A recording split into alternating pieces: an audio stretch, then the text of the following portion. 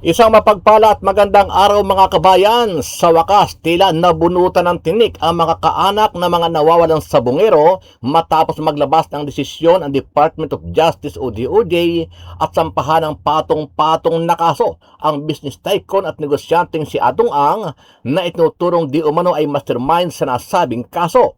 Sa kabila nito, binatikos naman ng abogado ni Charlie Atong ang resolusyon ng Department of Justice o DOJ sa preliminary investigation na inirekomenda ang paghahain ng kaso laban sa negosyante kaugnay ng mga nawawalang sabungero. Sa isang press statement nitong Martes, sinabi ng DOJ na nakitaan nila ng sapat na batayan para sampahan ng 10 bilang ng kidnapping with homicide at 16 bilang ng kidnapping with serious illegal detention si Ang at ang iba pang akusado. Ayon kay Attorney Gabriel L. Villarreal, deeply flawed at grossly unfair sa akusado ang naging desisyon ng panel o prosecutors ng DOJ.